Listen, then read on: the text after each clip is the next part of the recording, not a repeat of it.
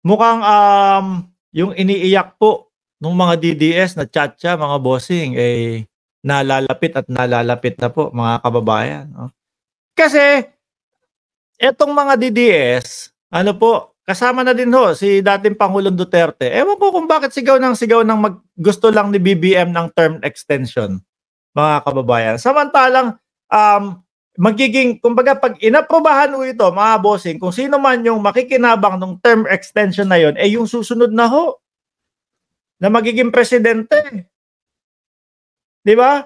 Eh, yung susunod na ho ang makikinabang. Bakit ho? Kasi pagka ngayon kunyari pinirmahan yan ngayon, okey, okey na, sige 5 years pa ho, mga kababayan, bago mag-umpisa ito. Nasusulat ho yun, ano? Kaya sabi ko, bakit sigaw ng sigaw itong sila Duterte ng gano'n? Ang layo-layo naman. Siguro akala nila, eh, yung mga Pilipino hindi na iniisip yung mga gano'n ho, mga kababayan. Siguro akala nila, mahihina naman itong mga Pilipino na ito, eh. Basta sabihin niyo term extension na lang para ano, kunyari suga pa sa kapangyarihan si Bongbong Marcos, ayan.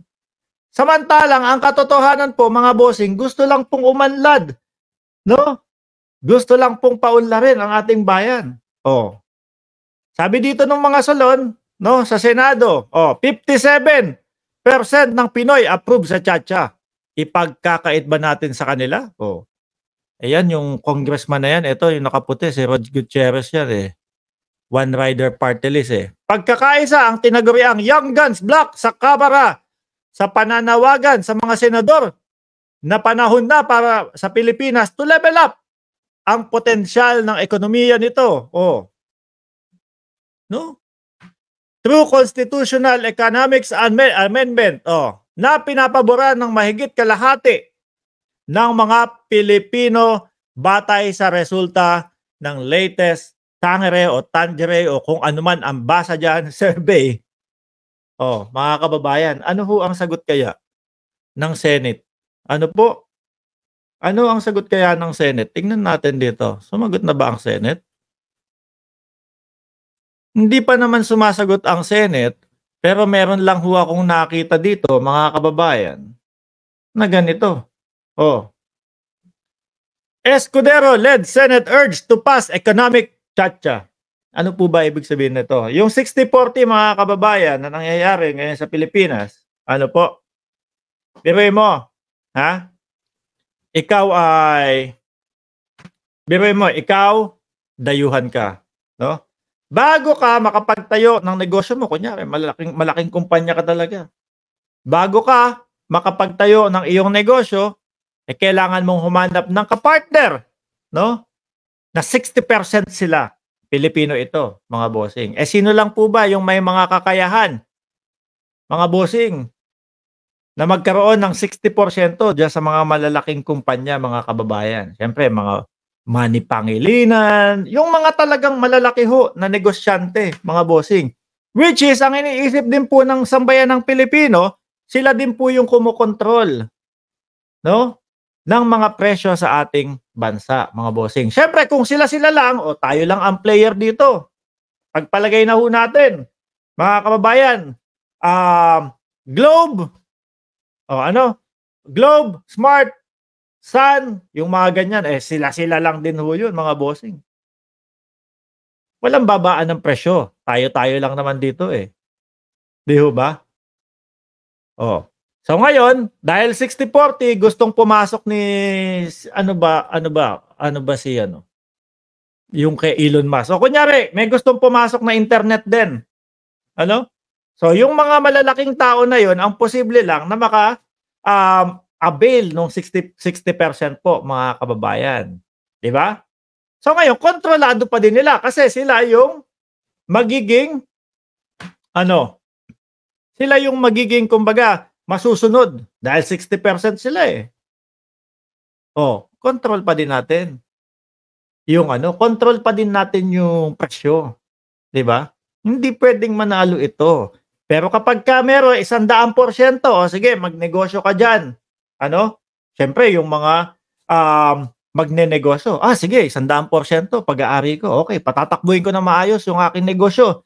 bang! Pinasok sa Pilipinas. Oh, ngayon, Globe, Smart, etc., na nandiyan sa Pilipinas, etong internet ko.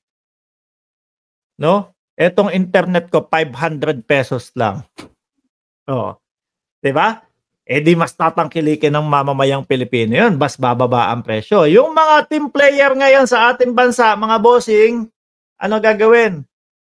Kailangan nilang humabol sa presyo. Hindi na nila kayang mag-overprice kasi tatalunin ho sila eh.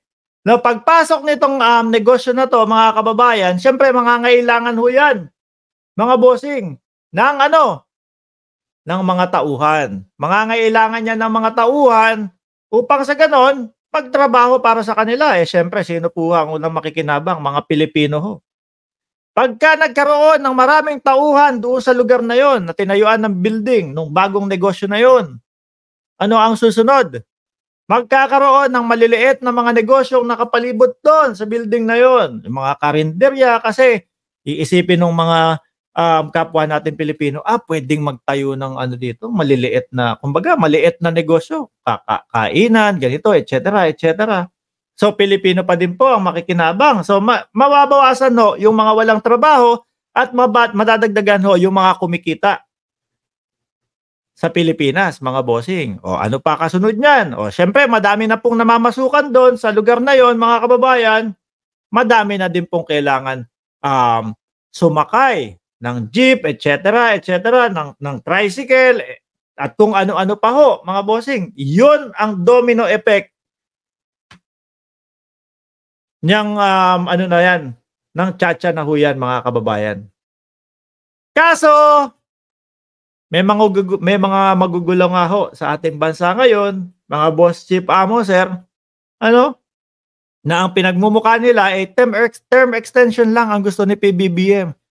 Kaya gusto ni PBBM yan. Bakit? Kasi sabi ni Harry Roque, huhulihin daw ho kasi siya ng Estados Unidos. Kaya daw ho, mga kababayan, ipinipilit ng ating presidente yan. Ayan, Senate, Congress, pagka natuloy ito, mga kababayan, iiyakan na ho yan lalo. Dahil ibig sabihin, mga bossing, yung isinisigaw nilang term extension, suga pa sa kapangyarihan lang yan si Marcos. Ibig sabihin hindi pinaniwalaan ng taong bayan, mga kababayan. O, di ba? Senate at Congress, mukhang positive dito sa tsa-tsa na ito, mga bossing. O,